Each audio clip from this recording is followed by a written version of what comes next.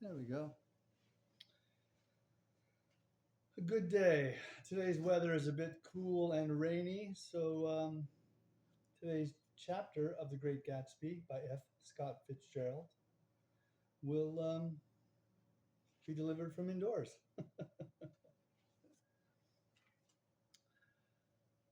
Chapter 7. It was when curiosity about Gatsby was at its highest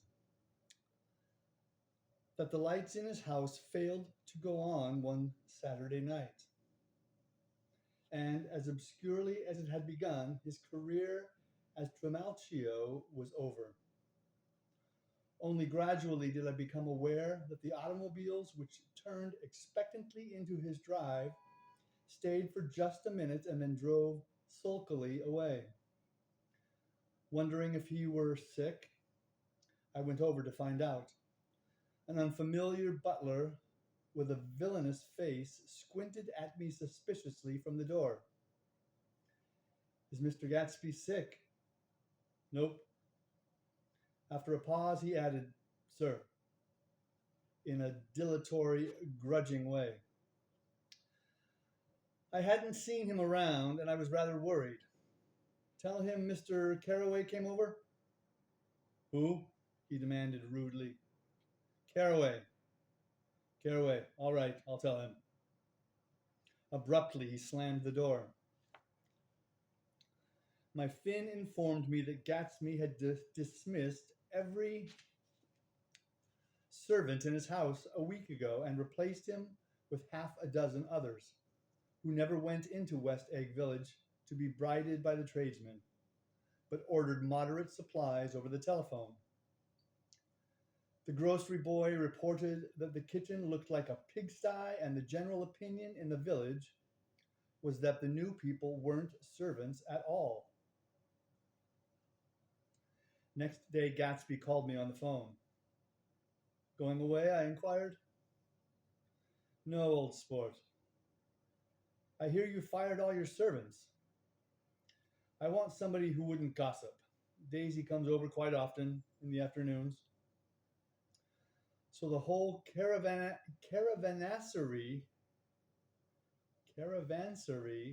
had fallen in like a card house at the disapproval in her eyes.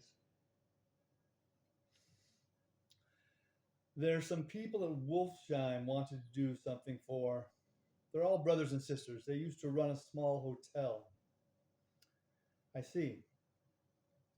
He was calling up at Daisy's request. Would I come to lunch at her house tomorrow? Miss Baker will be there. Half an hour later, Daisy herself telephoned and seemed relieved to find that I was coming. Something was up, and yet I couldn't believe that they would choose this occasion for a scene, especially for the rather harrowing scene that Gatsby had outlined in the garden. The next day was broiling, almost the last, certainly the warmest, of the summer. As my train emerged from the tunnel into the sunlight, only the hot whistles of the National Biscuit Company broke the simmering hush at noon. The straw seats of the car hovered on the edge of combustion. The woman next to me perspired delicately for a while into her white shirtwaist, and then, as her newspaper dampened under her fingers, lapsed despairingly into deep heat with a desolate cry. Her pocketbook slapped to the floor. Oh my, she gasped. I picked it up with a weary bend and handed it back to her, holding it at arm's length and by the extreme tip of the corners to indicate that I had no designs upon it. But everyone nearby, including the woman, suspected me just the same. Hot, said the conductor to familiar faces. Some weather. Hot, hot, hot. It is hot enough for you? Is it hot enough for you? Is it hot? Is it? My communication ticket came back to me with dark strain from his hand, with a dark stain from his hand. That anyone would care in this heat whose flushed lips he kissed, whose head made damp the pajama pocket over his heart. Through the hall of the Buchanan's house blew a faint wind, carrying the sound of the telephone bell out to Gatsby and me as we waited at the door. "The master's body!" roared the butler into the mouthpiece. "I'm sorry, madame, we can't furnish it. It's far too hot to touch this noon."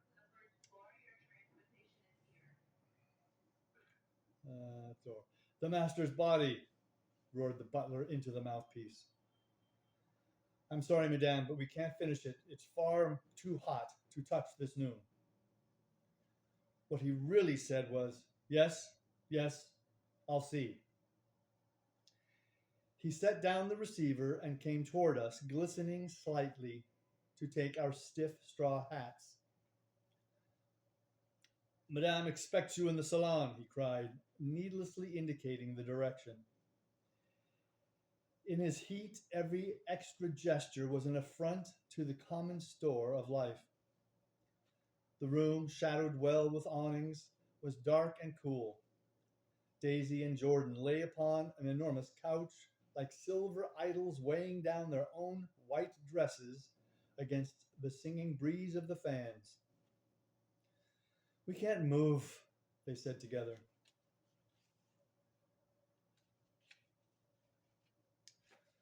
Jordan's fingers, powdered white over their tan, rested for a moment in mine. "And Mr. Thomas Buchanan, the athlete?" I inquired. Simultaneously, I heard his voice, gruff, muffled, husky, at the hall telephone. Gatsby stood in the center of the crimson carpet and gazed around with fascinated eyes. Daisy watched him and laughed. Her sweet, excited laugh, a tiny gust of powder, rose from her bosom into the air. "The rumor is," whispered Jordan, "that that's Tom's girl on the telephone." We were silent. The voice in the hall rose high with annoyance. "Very well, then, I won't sell you the car at all. I'm under no obligation to you at all. And as for your bothering me about it at lunchtime, I won't stand that at all." Holding down the receiver, said Daisy cynically. "No, he's not," I assured her. It's a bona fide deal. I happen to know about it." Tom flung open the door, blocked out its space for a moment with his thick body, and hurried into the room. "Mr. Gatsby." He put out his broad, flat hand with well-concealed dislike. "I'm glad to see you, Sir Nick. Make us a cold drink." Golly.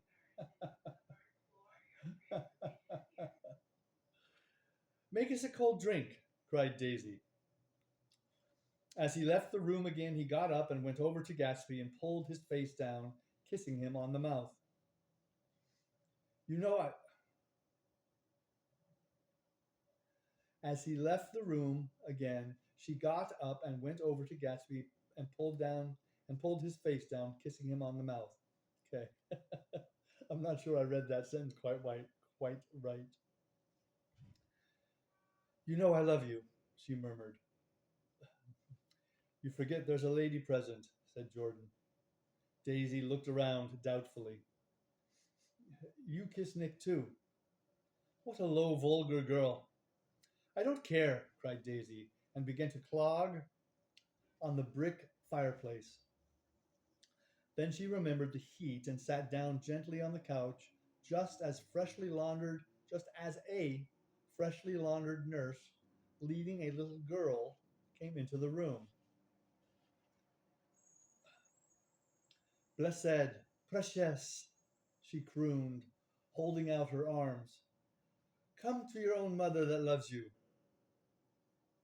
The child, relinquished by the nurse, rushed across the room and rooted shyly into her mother's dress. This blessed, precious, did mother get powder on your old yellowy hair? Stand up now and say, Howdy do. Howdy do, howdy do. Gatsby and I, in turn, leaned down and took the small, reluctant hand. Afterward, oh my goodness.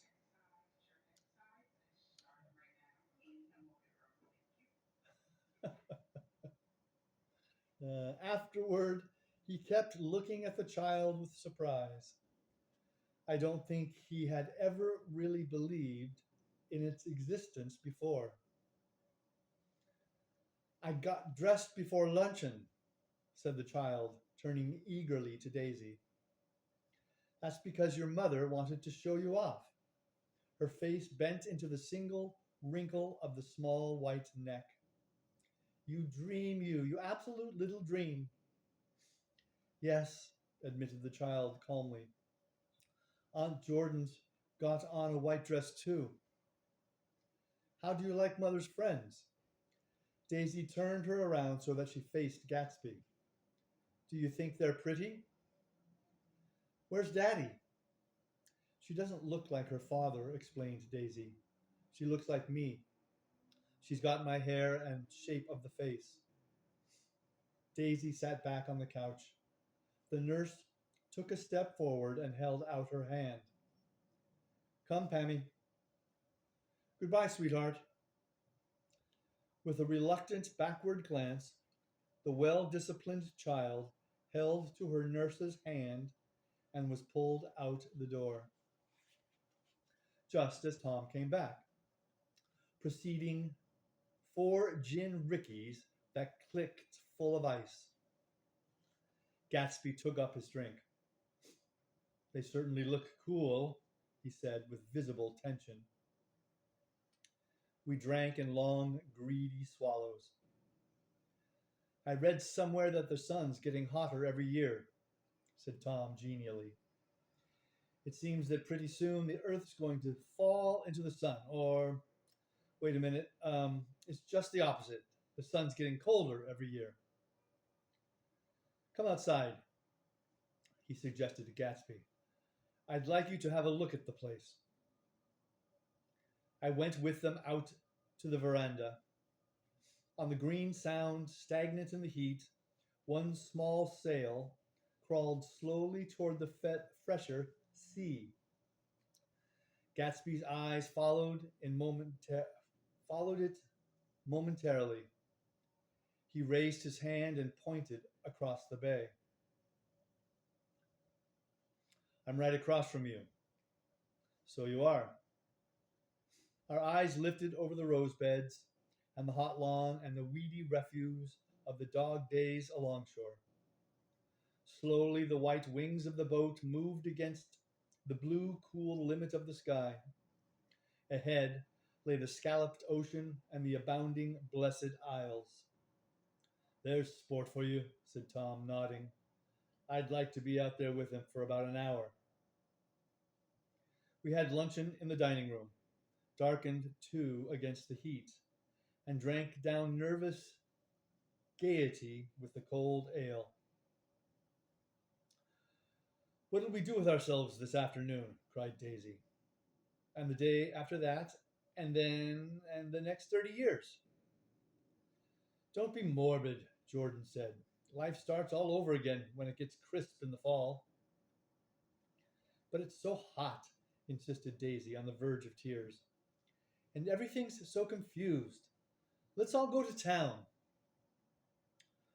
Her voice struggled on through the heat, beating against it, molding its senselessness into forms. I've heard of making a garage out of a stable, Tom was saying to Gatsby. But I'm the first man who ever made a stable out of a garage. Who wants to go to town? Demanded Daisy insistently. Gatsby's eyes floated toward her. Ah, she cried, you look so cool. Their eyes met, and they stared together at each other, alone in space. With an effort, she glanced down at the table. You always look so cool, she repeated. She had told him that she loved him, and Tom Buchanan saw.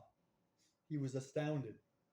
His mouth opened a little, and he looked at Gatsby, and then back at Daisy, as if he had just recognized her as someone he knew a long time ago. You resemble the advertisement of the man, she went on innocently. You know, the advertisement of the man. All right, broke in Tom quickly. I'm perfectly willing to go to town. Come on, we're all going to town. He got up, his eyes still flashing between Gatsby and his wife. No one moved. Come on. His temper cracked a little. What's the matter, anyhow? If we're going to town, let's start. His hand, trembling with his effort at self control, bore to his lips the last of his glass of ale.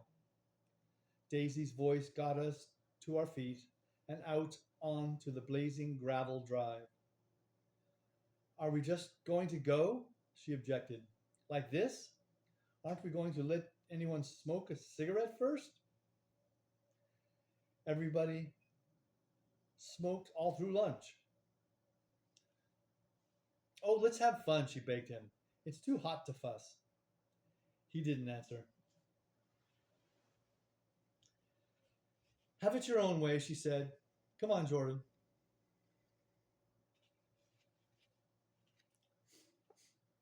They went upstairs to get ready, while we three men stood there shuffling the hot pebbles with our feet. A silver curve of the moon hovered already in the western sky. Gatsby started to speak, changed his mind, but not before Tom wheeled and faced him expectantly. Have you got your stables here? Asked Gatsby with an effort. About a quarter of a mile down the road.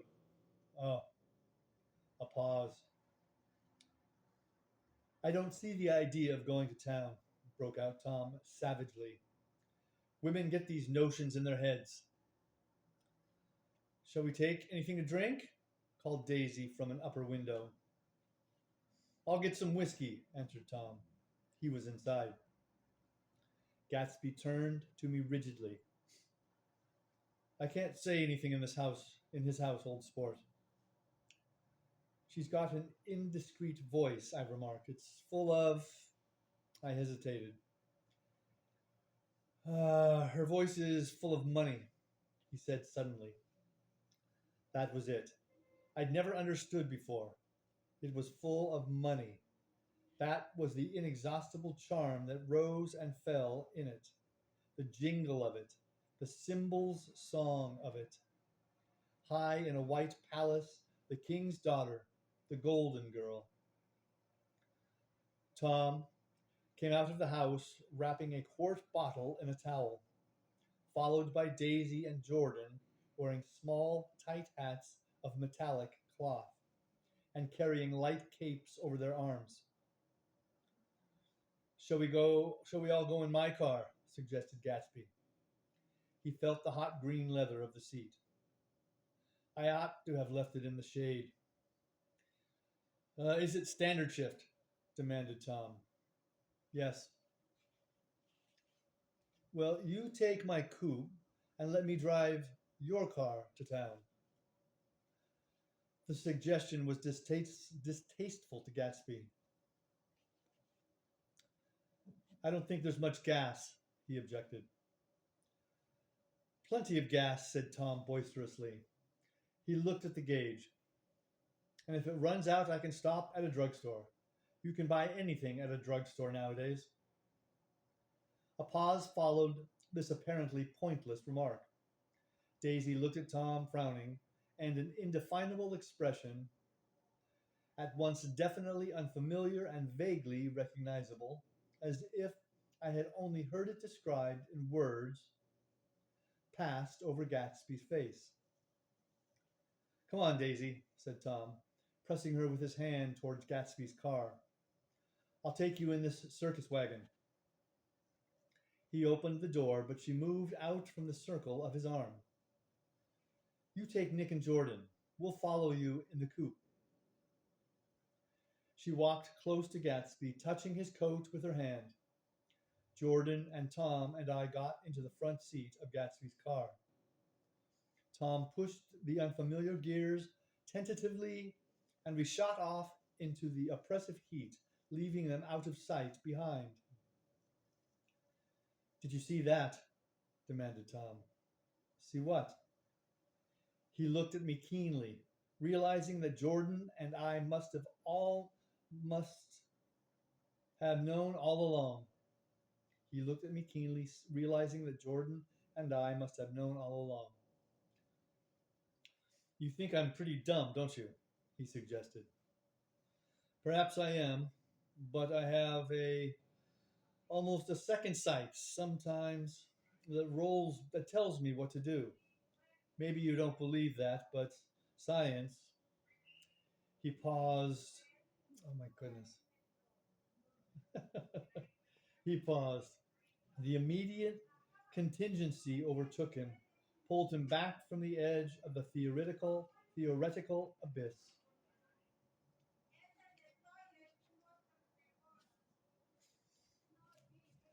Distracting noises in the hallway. I've made a small investigation of this fellow, he continued. I could have gone deeper if I'd known. Do you mean you've been to a medium? Inquired Jordan humorously. What? Confused, he stared at us as we laughed. A medium? About Gatsby. About Gatsby? No, I haven't. I said I'd been making a small investigation of his past. And you found he was an Oxford man, said Jordan helpfully. An Oxford man? He was incredulous. Like hell he is. He wears a pink suit. Nevertheless, he's an Oxford man. Oxford? Please come back! Nevertheless, he's an Oxford man. Oxford, New Mexico, snorted Tom contemptuously. Or something like that. Listen, Tom, if you're such a snob, why did you invite him to lunch? Demanded Jordan crossly. Daisy invited him. She knew him before we were married. God knows where. We were all irritable now with the fading ale, and aware of it, we drove for a while in silence. Then, as Dr. T.J. Eckelberg's faded eyes came into sight down the road, I remembered Gatsby's caution about gasoline.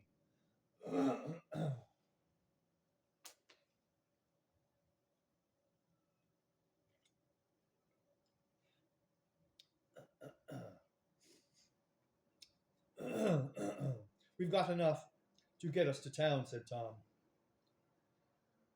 But there's a garage right here, objected Jordan. I don't want to get stalled in this baking heat. Tom threw on both brakes impatiently, and we slid to an abrupt, dusty spot under Wilson's sign. After a moment, the proprietor emerged from the interior of his establishment and gazed hollow-eyed at the car. Let's have some gas, cried Tom roughly.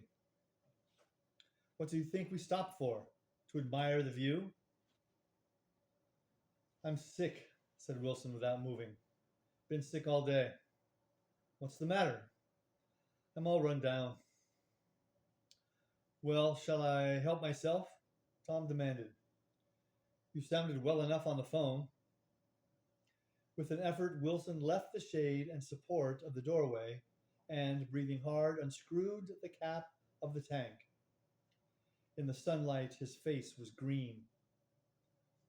I didn't mean to interrupt your lunch, he said, but I need money pretty bad, and I was wondering what you were going to do with your old car.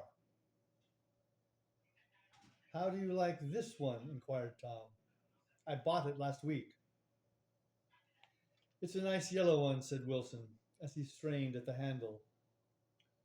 Like to buy it? Big chance, Wilson said faintly. No, but I could make some money on the other. What do you want money for all of a sudden? I've been here too long.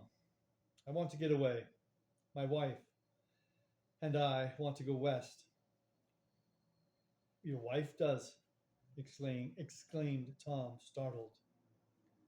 She's been talking about it for 10 years. He rested for a moment against the pump, shading his eyes. And now she's going whether she wants to or not. I'm going to get her away. The couple flashed by us with a flurry of dust and and the waving.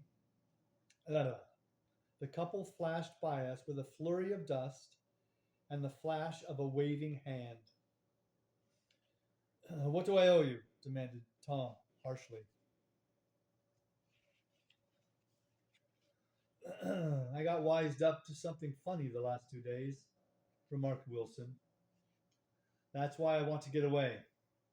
That's why I've been bothering you about the car. What do I owe you? $1.20.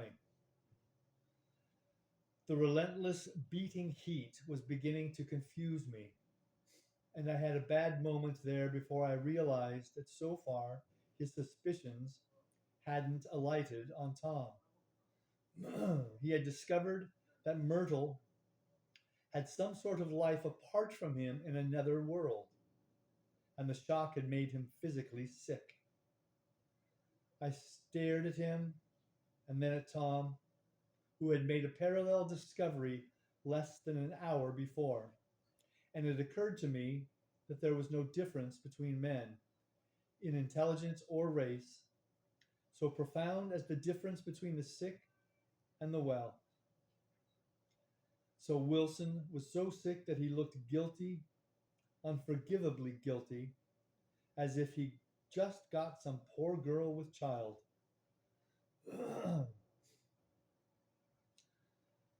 I'll let you have that car, said Tom. I'll send it over tomorrow afternoon. That locality was always vaguely disquieting, even in the broad glare of afternoon. And now I turned my head as though I had been warned of something behind. Over the ash heaps, the giant eyes of Dr. T.J. Eckelberg kept their vigil. But I perceived for a moment that other eyes were regarding us with peculiar intensity from less than 20 feet away. In one of the windows over the garage, the curtains had been moved aside a little, and Myrtle Wilson was peering down at the car. So engrossed was she that she had no consciousness of being observed, and one emotion after another crept into her face like objects into a slowly developing picture. Her expression was curiously familiar. It was an expression I had often seen on women's faces, but on Myrtle Wilson's face it seemed purposeless and inexplicable,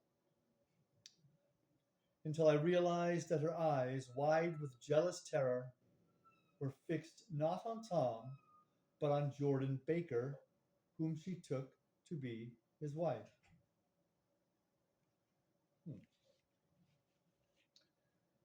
There was no confusion like the confusion of a simple mind.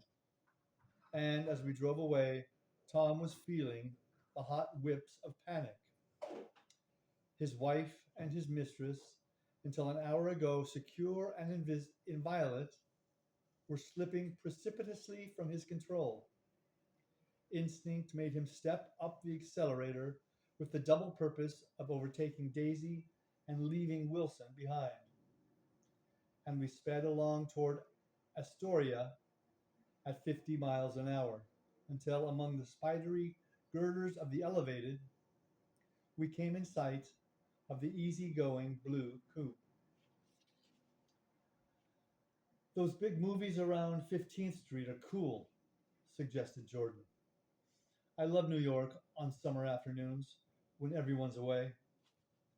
There's something very sensuous about it, overripe, as if all sorts of funny fruits were going to fall into your hands. The word sensuous had the effect of further disquieting Tom, but before he could invent a protest, the coupe came to a stop, and Daisy signaled us to draw up alongside. Where are we going? She cried. How about the movies? It's so hot, she complained. You go. We'll ride around. Will we will ride around and meet you after. With an effort, her wit rose faintly. We'll meet you on some corner. I'll be the man smoking 2 cigarettes. We can't argue about it here, Tom said impatiently, as a truck gave out a cursing whistle behind us. You follow me to the south side of Central Park, in front of the plaza. Several times he turned his head and looked back for their car, and if the traffic delayed them, he slowed up until they came into sight. I think he was afraid they would dart down a side street and out of his life forever. But they didn't. And we all took the less explicable step of engaging the parlor of a suite in the Plaza Hotel. The prolonged and tumultuous argument that ended by herding us into that room eludes me, though I have a sharp physical memory that, in the course of it, my underwear kept climbing like a damp snake around my legs, and intermittent beads of sweat raced cool across my back.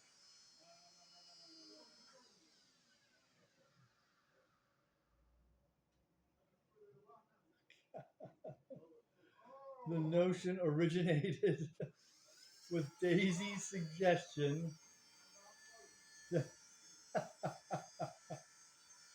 Oh my goodness. Uh,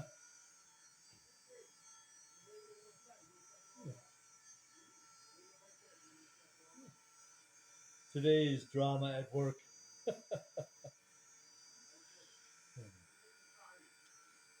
What's that phrase?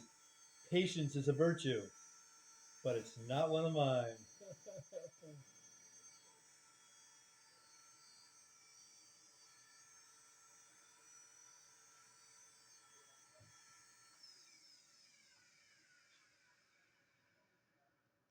Okay, we'll see how long that lasts. Okay.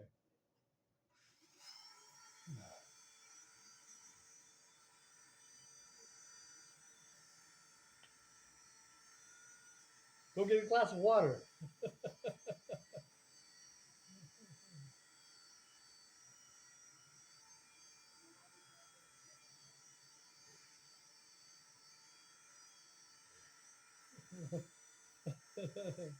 So tell me about your day.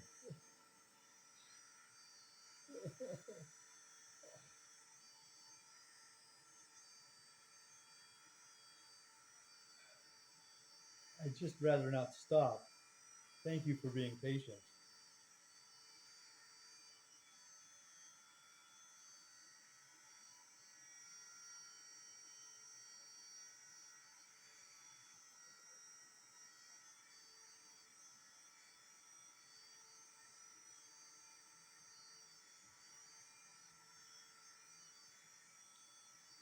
I have no idea what's taking place.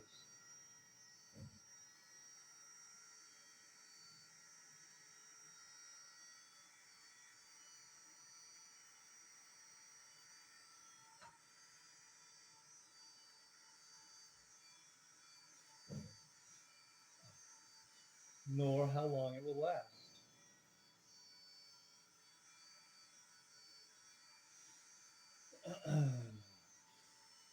Johnny McEldew and McGee and me and a couple of two or three went on a spree one day. We had a bob or two which we knew how to blew, and the beer and whiskey flew, and we all felt gay. We visited McCann's, McLeman's, Hopley Dan's. We then went into Swan's, our stomachs for to pack. We ordered out for feed, which indeed we did need, and we finished it with speed, but we still felt slack.